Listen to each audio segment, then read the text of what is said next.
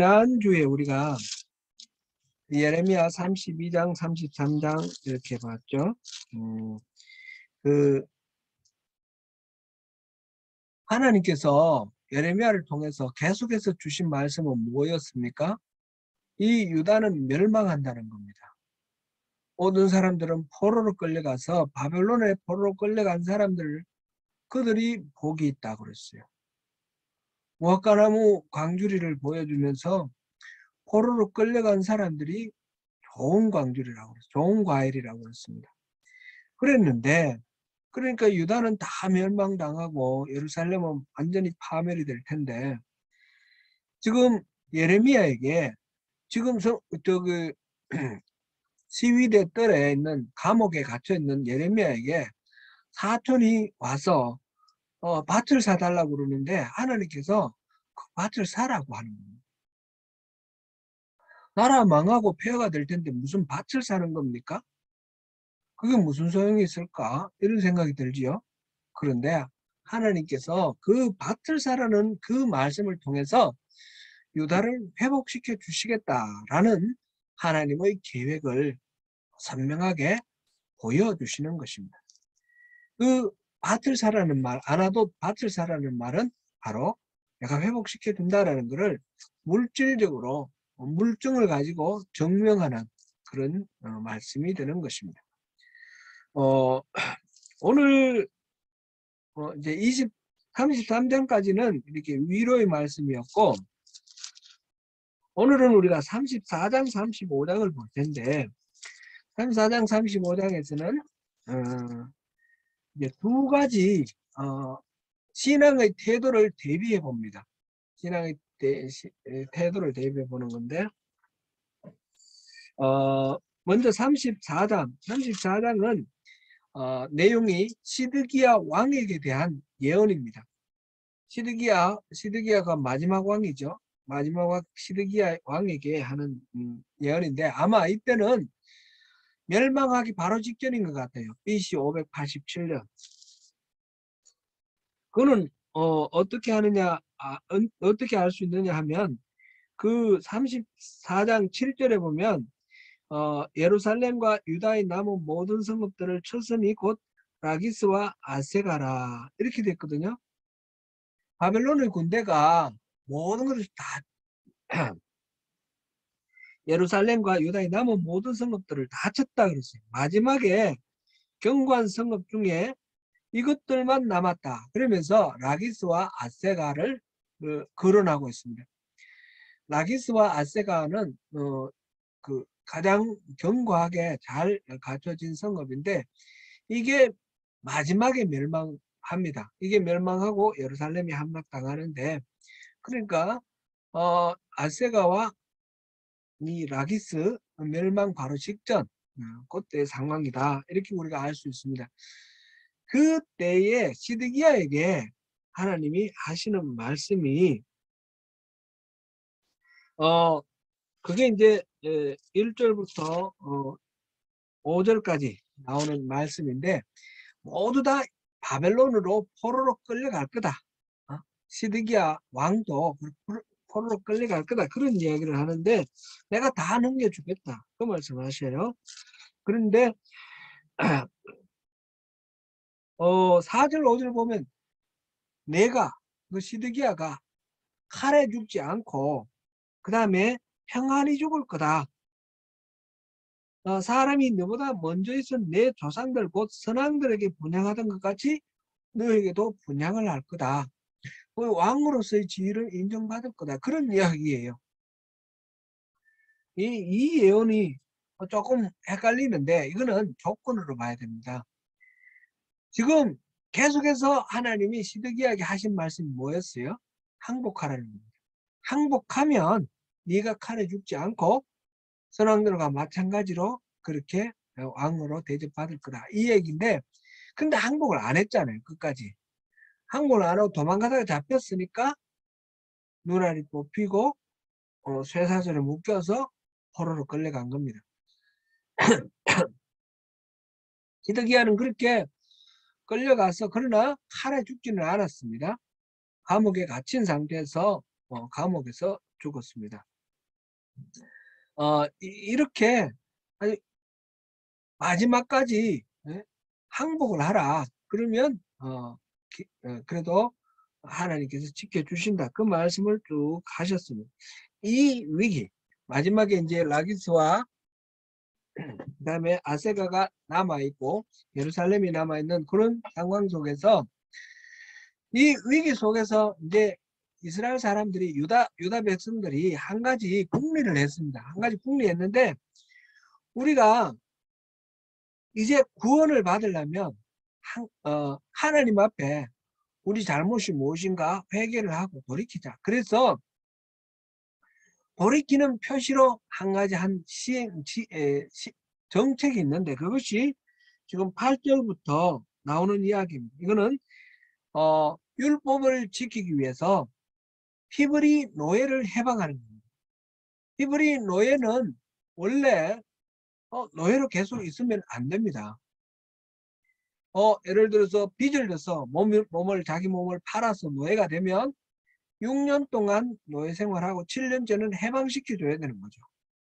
이게 출애굽기 21장에도 나오고 그 다음에 신명기 15장에도 나옵니다. 우리 한 군데만 찾아보겠습니다. 출애굽기 21장. 출애굽기 21장 잠깐 한번 찾아보겠습니다.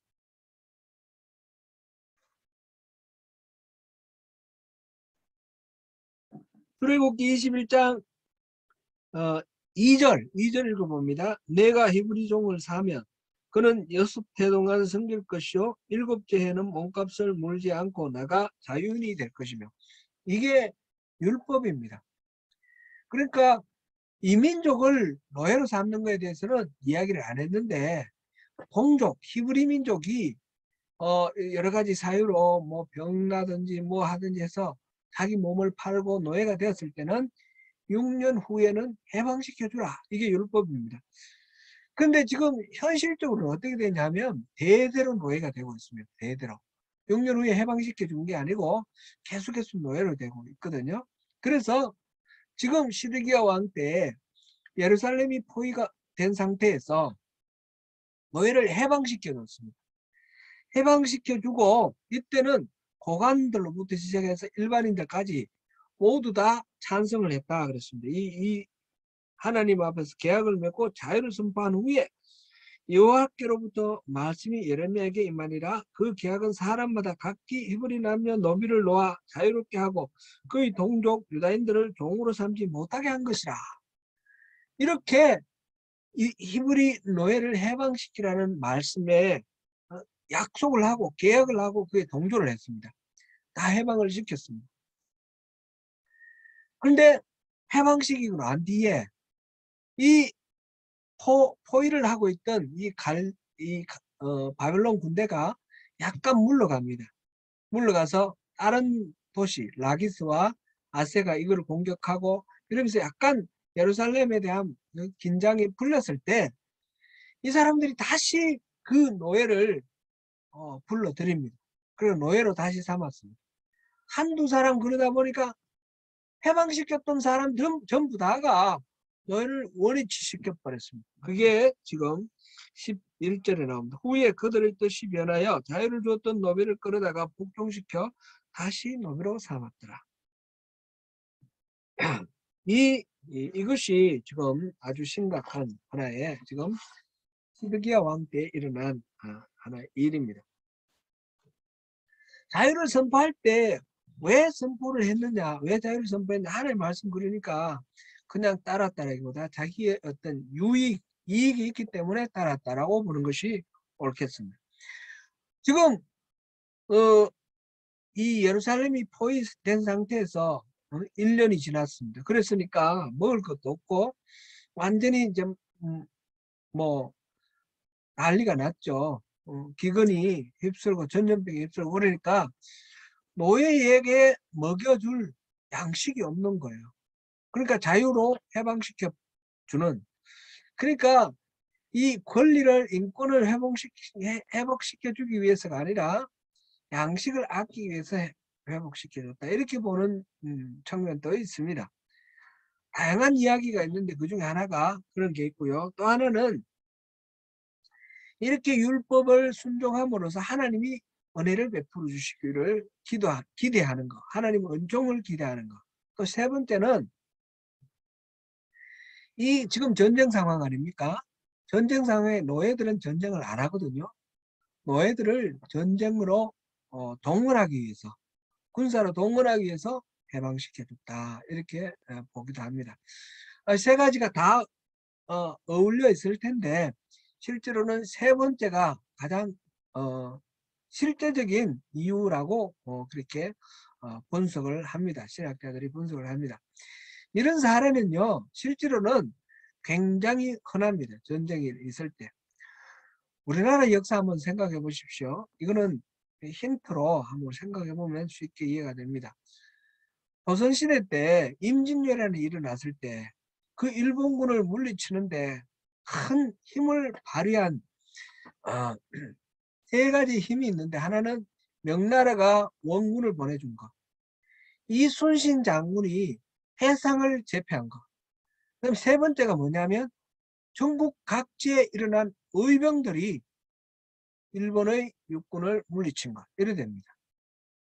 우리 국사 시간에 다 배웠을 겁니다. 뭐 사명대사, 뭐 유정과 또 서산대사, 휴전 같은 스님들도 성병들이 이렇게 동원되었고, 조흔이나 뭐 이런 박재우 같은 유림들의 양반들도 의병으로 나왔고, 또 여러 정문부나 이런 사람들은 노비 출신이에요. 노비들도 이렇게 농민들, 노비들 많은 사람들이 이렇게 의병으로 나와서 전 국민이 일치단결해서 저항을 했습니다. 일본군들이 그 도요토미 히데요시가 전쟁을 칠 때, 이 조선을 정벌할 때 생각하기는 왕만 잡으면 끝난다고 생각했어요. 그래서 바로 서울로 진군을 했는데 선조가 달아나 버렸죠. 그러면 땅은 정복했으면 그냥 백성들은 그냥 순종하고 있는 줄 아는데, 농민들부터 시작해서 모든 사람들이 다 게릴라 전쟁을 하면서 저항을 합니다. 그래서 임진왜란 하면 의병이 생각이 납니다. 온갖 의병들이 이렇게 일어나죠. 근데 그때의 노비들이 그렇게 의병으로 가담한 가장 중요한 요인이 뭐냐면, 원래 노비들은 군대 안 갑니다. 군대 안 가는데 이때 면천법을 만들었어요. 유승용 선생이 그때 주동이 되어서, 그때 영의정이었어요. 영의정이었나요? 그래서 면천법을 만들었어요. 노비들이 일본군 군인 한 명 잡아오면 천민의 상태에서 양민의 상태로 바꿔주는 거예요. 양민으로. 그때 당시 1590년, 92년에 임진왜란이 일어났잖아요. 이 당시에 조선시대의 인구의 한 50%가 천민입니다. 양반 있고 중인 있고 그다음에 상민, 보통 상민, 농사 짓는 농민들 중심으로 상민, 이 사람들은 다 양인이에요. 양인들은 세금도 내고 군대도 가고. 없어졌어. 그다음에 천민이 있어요. 천민은 노비들이에요. 노비들은 군대도 안 가고 세금도 안 내고 그래요. 그런데 이 노비가 한 50% 정도 되는 거예요. 천민이. 그럼 전쟁을 수행을 하려고 그러는데 전쟁을 할 만한 재원이 그만큼 부족한 거예요. 병사들이. 그래서 면천법을 통해서 사람들이 전부 전쟁에 동원이 됐습니다. 의병에 나가고 군대에 나갔습니다. 그래서 많은 사람들이 천민의 신분을 벗고 양인이 됐죠. 근데 이 선조가 조선시대 왕 중에 가장 우매한 왕이에요. 가장 어리석고 바보 같은 왕인데, 이제 좀 평화가 왔을 때에 그 정유재란과 임진왜란 그 사이에, 그러니까 9년 동안 7년 동안 전쟁이 있는데 이 마지막에 다시 일본이 또 이렇게 다시 온 게 정류 재난이고요. 그 사이에 소강기에 이순신 장군도 잡아다가 고문을 했죠. 죽여버리려 그러다가 많은 사람들이 죽이지 말라고 그래서 안 죽였는데 완전히 고문을 해가지고 몸을 잘 못 움직일 정도로. 그리고 삼도 수군 통제사 자리를 파직시켜버리고 원균한테 줬는데 원균이 칠전량 전쟁 해전에서 완전히 박살 나버려가지고 300여 척 있는 배를 다 물에 빠뜨리고 배는 딱 12척만 남았잖아요. 나중에 명량해전할 때 신에게 12척이 아직도 남았습니다. 이순신 장군이 얘기하는 그런 식으로 완전히 망해가지고 할 수 없이 이순신을 다시 재기용합니다. 김덕룡이라든지 이런 많은 의병장들은 고문을 해서 죽였습니다. 그리고 면천법은 폐지해버리고 노비들을 전부 다 노비 자리로 다시 환원시켰습니다. 이 선조가 얼마나 어리석은지. 나중에 우리가 국사 시간 공부한 거 한번 생각해 보세요. 임진왜란 때는 의병 활동이 많이 이렇게 우리 했던 것을 우리 공부를 했습니다. 그리고 한 40년 후에 북쪽에 만주에 있던 여진족이 후금이라는 나라를 만들어 가지고 우리나라에 쳐들어왔어요. 정묘호란 1627년에 정묘호란, 그리고 1636년에 병자호란, 청나라가 되어가지고 다시 쳐들어왔어요. 두 번의 이 호란 때에 의병에 대해서 우리 공부한 거 있습니까? 없습니다. 의병이 안 일어났어요. 일어나긴 일어났는데 거의 미미합니다. 임진왜란 때는 의병들이 굉장히 활성화되어 가지고 목숨을 걸고 나라를 지켰는데 정묘호란, 병자호란 때는 의병들이 거의 없는 거예요. 왜 그렇습니까? 임진왜란 때 의병장들, 의병 했던 그 사람들이, 많은 사람들이 공신이 되지 못하고 도리어 이렇게 김덕령처럼 고문받아 죽거나 뭐 이런 식으로 천시당했고, 그 공로를 인정을 안 해줬어요. 노비로 있던 사람들이 전쟁에 나갔을 때 면전시켜줬다가 다시 노비로 환원시켜 버렸어요. 그러니까 병자호란 때는 의병이 안 나오는 거예요. 해봐야 공로를 인정받지 못하는 그것 때문에 너무너무 상실감이 컸어. 사실상 임진왜란이 그때 나라가 조선이 망했으면 훨씬 우리나라가 더 나았을지도 모른다, 그런 이야기도 있습니다. 그만큼 한 시대를 가를 수 있는 그런 모순이 이제 폭발한 그런 시기인데, 그 선조왕이 잘못했고, 그 다음에 광해군이 나름대로 좀 실질적인 그런 정책을 폈는데, 광해군이 인조 반정에 의해서 쫓겨나면서 그 명분론, 그 내실은 없고 명분만 내세우는 인조의 그 정책 때문에 결국 병자호란에 의해서 청나라에게 무릎 꿇고 그 삼전도의 굴욕을 당하고, 이런 게 청나라의 완전 속국이 되어버렸죠. 그 다음부터 이런 얘기 나옵니다. 그리고 엉뚱한 이야기로 좀 빠졌는데, 노비를 면천해 주는 거, 이게 지금 이 성경에서는 하나님의 뜻입니다. 그렇게 했는데 나름대로 도움이 된다. 전쟁 상황에서 이들도 전쟁에 동원하면 좋겠다 해서 노비를 해방시켜주고, 그리고 전쟁을 하게 했는데, 그러고 난 뒤에 적들이 물러가니까 다시 혼전 생각이 나는 거예요. 이들을 다시 불러가지고 다시 노비로 삼아버리고 노예로 삼아버렸습니다. 이게 지금 34장에 나오는 유다 백성들의 신앙입니다. 하나님이 말씀하신 것에 대해서 계약을 맺고 히브리 노예를 해방시키겠다 했다가 다시 되돌렸습니다. 이유는 뭡니까? 자기들이 이 노예가 또 필요하니까, 그리고 남들이 다 그렇게 하니까. 나만 그렇게 하는 게 아니라 남들 다 그렇게 다시 환원시키니까 거리낌 없이 그렇게 행동을 하는 거예요. 35장을 보고 다시 34장, 35장 함께 비교를 해보겠습니다. 35장에는 시기는 그 이전입니다. 한 10년 전에 여호야김 시대입니다. 이거는 두 개를 대비하기 위해서 이렇게 놔뒀다. 이렇게 봐도 좋겠습니다. 정확한 이유는 여기에 나와 있지 않지만 이 35장에 등장하는 이야기는 레갑 가문의 사람들입니다.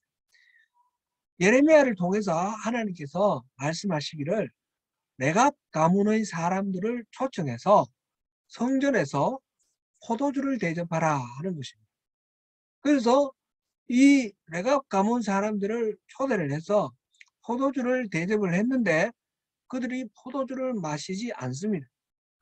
왜 마시지 않느냐 그랬더니 우리 조상 레갑의 아들 요나답이 우리에게 명령을 했는데 이 네 가지를 명령했습니다. 그것이 35장 6절입니다. 35장 6절 우리 같이 한번 읽어보겠습니다. 그들이 이르되 우리는 포도주를 마시지 아니하겠노라. 레갑의 아들 우리 선조 요나답이 우리에게 명령하여 이르기를 너희와 너희 자손은 영원히 포도주를 마시지 말며 7절 너희가 집도 짓지 말며 가정도 하지 말며 포도원을 소유하지도 말고 너희는 평생 동안 장막에 살아라. 그리하면 너희가 머물러 사는 땅에서 너희 생명이 길리라 하였으므로. 이건 네 가지 말하죠. 포도주를 먹지 말라. 그 다음에 집도 짓지 말라. 그 다음에 종자도 씨도 뿌리지 마라. 농사 짓지 말라는 거죠. 그 다음에 포도원을 갖지 마라. 이것도 농사 짓지 말라는 겁니다. 그러니까 집 짓지 말고 장막에서 거하면서 나그네처럼 목축만 하며 살아라.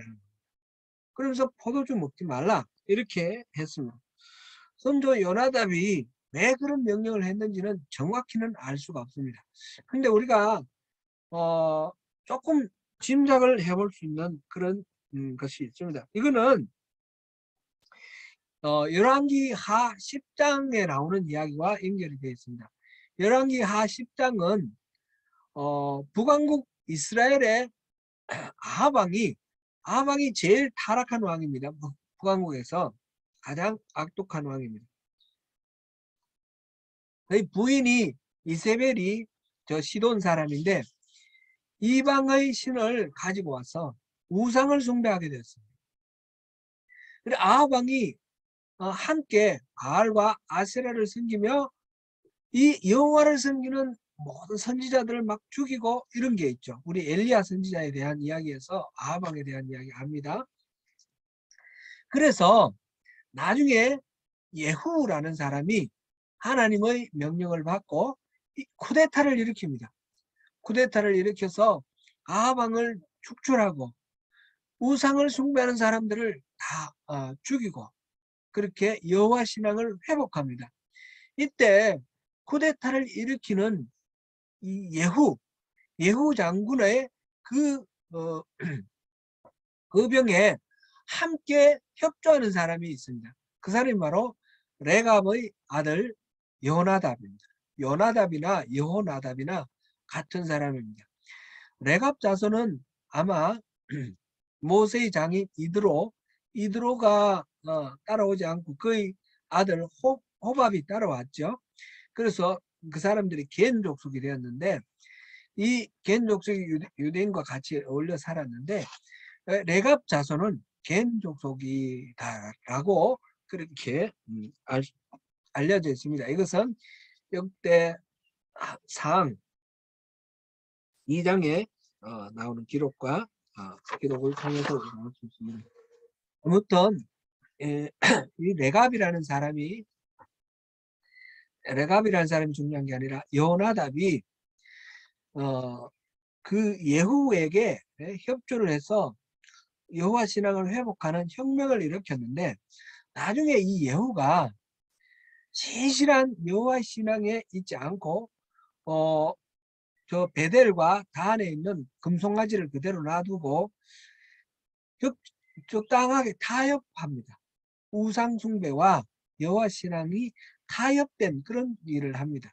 아마 분명하게 기록된 것은 없지만 여호나답은 그 상태에서 이 예후와의 그 협력 관계를 끊고 자손들에게 여호와 신앙, 참된 바른 신앙을 갖기 위해서 이렇게 살아라 라고 유언을 내린 것으로 그렇게 보입니다. 그것은 정착해 살지 말고 농사 짓고 이렇게 안주하고 편안해지면 농사 짓는 사람이 바알 신앙을 섬기거든요. 바알을 섬기거든요. 아세라. 바알이 땅의 신이라고 했잖아요. 풍요의 신. 그렇게 생각을 하고 가난한 사람들이 섬기던 그 신 바알을 섬기는데 농사 짓는 것보다 목축을 하는. 원래 이스라엘 사람들은 히브리 사람, 힙바루라는 사람은 그 목축하는 사람 아닙니까? 아브라함부터 시작해서. 그래서 목축하는 삶을 살아라. 그리고 집 짓지 말고 장 텐트를 치고 살아라. 이게 이제 우리의 오늘날 우리 신앙을 보면 나그네 신앙입니다. 우리가 이 땅에서 영원히 살 것처럼 생각하지 말고 정말론적 사고방식을 가지고 언제 주님이 오실지 모르는데 주님이 언제 오시더라도 우리가 기쁜 마음으로 주님을 맞이하면서 주님께로 갈 수 있도록 이 땅에 뭔가 미련을 갖지 않는다라는 거죠. 텐트 치고 뭐 그게 뭐 냉장고 드리겠습니까? 텐트 치고 사는 사람들은 가볍게 언제든지 움직이고 떠날 수 있는 그런 삶을 사는 거죠. 지금 요나답의 유언에서 레갑 자손들은 그렇게 이 땅의 미련을 갖지 않고 언제나 하나님을 바라보며 사는 그런 신앙으로 사는 사람들. 생활에 불편함이 있지요. 다른 사람들을 정착해서 지금 농사도 짓고 포도원도 갖고 가는데 그렇게 살지 않고 언제나 이렇게 목축하는 삶을 사는 것은 경제적으로 많이 힘들고 삶의 안정이 없고 어렵습니다. 그러나 하나님과 함께 한다는 그 신앙이 있기 때문에 그들은 흔들리지 않고 있습니다. 지금 예레미야를 통해서 포도주를 마시라 그랬을 때 포도주 대접받았을 때 우리 조상이 우리에게 준 이 말씀 우리가 꼭 지킨다. 그러면서 포도주를 먹지 않습니다.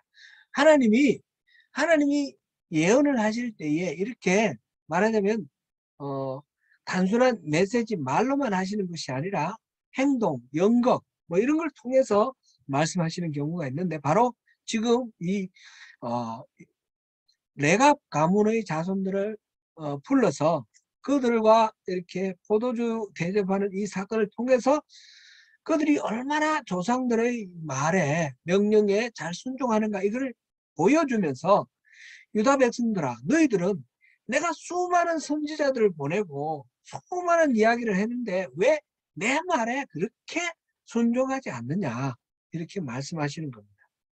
레갑 가문의 그 순종과 대비되는 유다 백성들의 불순종 이거를 말하고 있습니다. 지금 34장과 35장을 우리가 같이 연결해서 한번 생각해 보면 34장은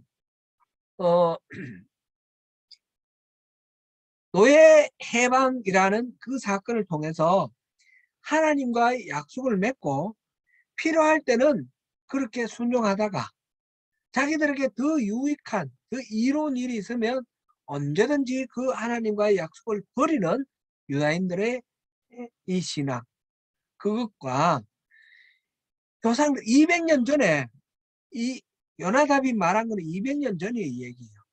200년 전에 그 조상들이 한 이야기를 지금 끊임없이 순종하고 있는 이 레각 가문의 그 순종의 자세 이거를 대비하면서 우리 신앙이 어떻게 해야 되느냐 그런 이야기입니다. 참고로 우리가 로마서 1장 28절부터 한번 찾아보겠습니다.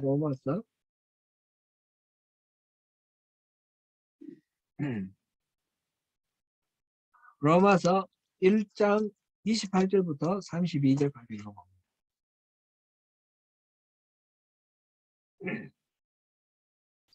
또한 그들이 마음에 하나님 두기를 싫어하며 하나님께서 그들을 그 상실한 마음대로 내버려 두사 합당하지 못한 일을 하게 하셨으니 곧 모든 불의, 추악, 탐욕, 악의가 가득한 자요 시기, 살인, 분쟁, 사기, 악독이 가득한 자요 수군수군하는 자요 비방하는 자요 하나님께서 미워하시는 자요 능욕하는 자요 교만한 자요 자랑하는 자요 악을 도모하는 자요 부모를 거역하는 자요 우매한 자요 배약하는 자요 무정한 자요 무자비한 자라. 그들이 이 같은 일을 행하는 자는 사형에 해당한다고 하나 하나님께서 정하심을 알고도 자기들만 행할 뿐 아니라 또한 그런 일을 행하는 자들을 옳다 하느니라. 하나님을 마음에 두기를 싫어하시니까 하나님께서 그럼 네 마음대로 한번 해봐라 그랬더니 온갖 나쁜 그런 죄악들을 다 행합니다. 이게 우리 인간의 죄된 본성입니다. 하나님이 은혜로 우리를 붙들어 주지 아니하시면 우리는 죄의 본성대로 살 때 이런 여기 나열된 이게 전부가 아닙니다. 그냥 대표적으로 생각나는 대로 바울이 적었을 뿐이죠. 모든 죄가 다 하나님을 마음속에 두기 싫어하는 사람에게는 자연스럽게 나타납니다. 그런데 이 사람들이 이게 우리 인간들인데 자기 혼자 잘못을 하면 마음에 캥깁니다. 나만 이런 다른 사람들은 다 바르게 사는데 자기만 잘못했을 때는 캥기는 마음이 생기는데 다 똑같이 잘못할 때는 캥기는 마음이 없고 떳떳해집니다. 그렇기 때문에 뭔가 잘못을 할 때 자기를 합리화하면서 자기만 잘못하는 것이 아니라 옆에 있는 다른 사람들에게도 하자고 이렇게 권하고 서로 격려하면서 서로 함께 죄악을 저질러 가는 것입니다. 지금 34장에 본 그 노예 해방이라는 하나님과의 약속을 어기고 해방된 노예를 다시 불러들일 때에 그들이 그 죄악된 행동을 서로 격려를 하면서 같이 하는 것입니다. 우리가 신앙생활을 할 때에 우리가 이런 신앙생활을 그렇게 별나게 할 것도 있어? 다 하는 대로 다른 사람들 다 그렇게 신앙생활 안 하더라. 그러면서 다 하는 대로 하자. 이렇게 생각하는 경우들이 있습니다. 이것은 매우 위험하다는 것입니다. 남들이 다 하는 대로 한다는 것은 이렇게 죄악을 함께 공유하는 그러면서 서로 격려하는 이런 모습입니다. 악인의 모습들입니다. 우리 저마다가 깨어서 한 사람 한 사람이 하나님 앞에 나를 비추어 보면서 내가 하나님 앞에 바로 섰나 검토를 하고 아주 뒤에 나오는 35장에 나오는 레갑 가문의 자손들처럼 그 하나님 말씀에 철저히 복종하려는 순종하려는 그런 철저함이 있어야 된다는 것입니다. 신앙은 그냥 유야무야 남들이 다 그렇게 하니까 이게 상대주의 아닙니까? 절대적인 기준이 없어요. 하나님의 원칙이 없습니다. 남들이 다 하니까 세상에 이르니까 이런 식으로 상대주의적으로 빠져버립니다. 오늘날 신앙이 상대주의적으로 빠지면서 무엇이 옳고 무엇이 그르고 기준이 흐려져 버렸습니다. 신앙생활도 남들 다 그렇게 하니까 그냥 스스로 타협하고 자기 위안하고 그러면서 흘러가는 경우들이 많다는 것입니다. 우리 사랑하는 성도 여러분, 저나 여러분이나 신앙생활 바로 하고 싶어하는 마음으로 우리가 매일매일 주님 앞에 서 있지 않습니까?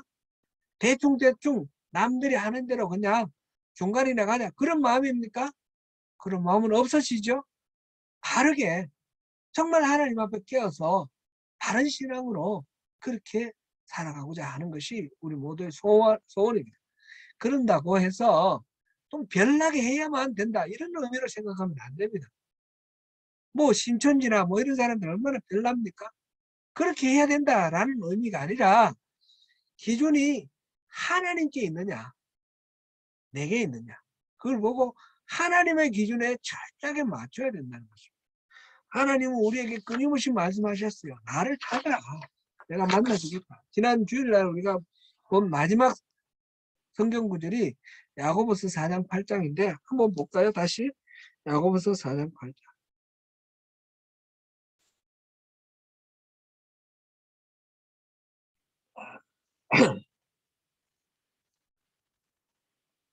야고보서 4장 8절 우리 함께 읽어보겠습니다. 시작. 하나님을 가까이 하라. 그리하면 너희를 가까이 하시리라. 죄인들이 손을 깨끗이 하라. 두 마음을 품은 자들아 마음을 순결하게 하라. 아멘. 죄인들아 손을 깨끗이 하라. 하나님을 가까이 하라. 그러면 너희를 가까이 하시리라. 예레미야서에서도 계속해서 그것이 나왔죠. 내게로 오라. 내게로 돌아오라. 4장 1절 한번 볼까요? 예레미야서 4장 1절. 예레미야서 4장 1절 한번 봅니까? 예레미야서 4장 1절. 여호와께서 이르시되 이스라엘아 내가 돌아오리거든 내게로 돌아오라. 내가 만일 나의 목전에서 가증한 것을 버리고 내가 흔들리지 아니하며 진실과 정의와 공의로 여호와의 삶을 두고 맹세하면 나라들이 나로 말미암아 스스로 복을 빌며 나로 말미암아 자랑하리라. 나에게로 돌아오라. 5장 1절 보겠습니다. 5장 1절. 너희는 예루살렘 거리로 빨리 다니며 그 넓은 거리에서 찾아보고 알라. 너희가 만일 정의를 행하며 진리를 구하는 자를 한 사람이라도 찾으면 내가 이 성읍을 용서하리라.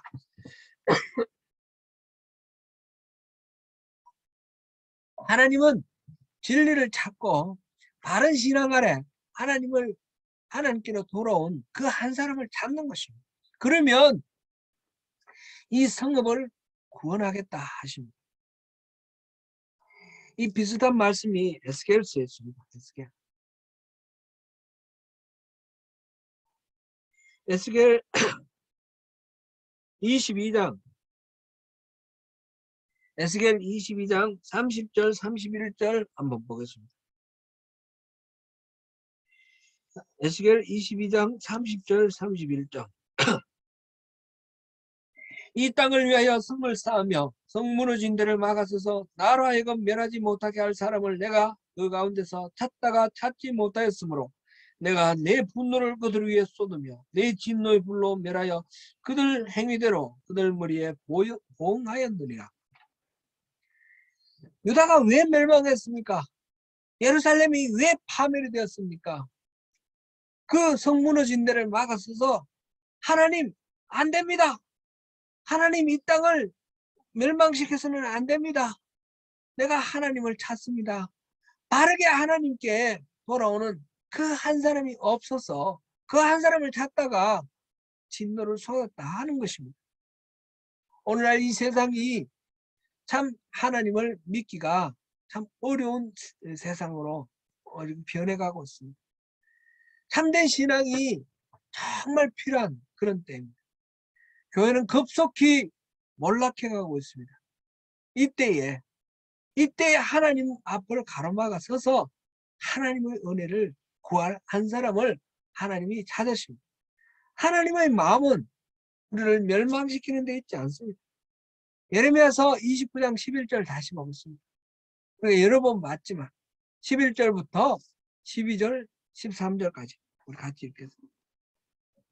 예레미야 29장 11절 12절 13절입니다. 여호와의 말씀이니라. 너희를 향한 나의 생각을 내가 아나니 평안이요 재앙이 아니니라. 너희에게 미래와 희망을 주는 것이니라. 너희가 내게 부르짖으며 내게 와서 기도하면 내가 너희들의 기도를 들을 것이요 너희가 온 마음으로 나를 구하면 나를 찾을 것이요 나를 만나리라. 아멘. 사랑하는 성도 여러분, 우리가 그렇게 간절한 마음으로 주님을 찾는 참된 신앙으로 우리 앞에 놓여진 어떤 형편과 상황을 보고 우리에게 잘 풀리면 할렐루야 아멘 하다가 우리에게 안 풀리면 막 원망하고 좌절하고 그런 신앙 말고 지금 34장에 나오는 너희 해방시켰다가 다시 끌어들이는 그런 왔다 갔다 하는 신앙, 자기 이익을 위해서 하나님과의 계약을 약속을 헌신짝처럼 버려버리는 그런 신앙 말고 레갑 가문의 자손들처럼 그들 조상과의 약속을 그렇게 신실하게 지키는 그들처럼 우리는 우리의 하나님과의 약속을 신실하게 지키는 그런 참된 신앙으로 주님 앞에 나가시면 주님께서 우리를 만나 주실 것입니다. 그 은혜 안에서 승리하시는 저와 여러분 되시기를 축원합니다.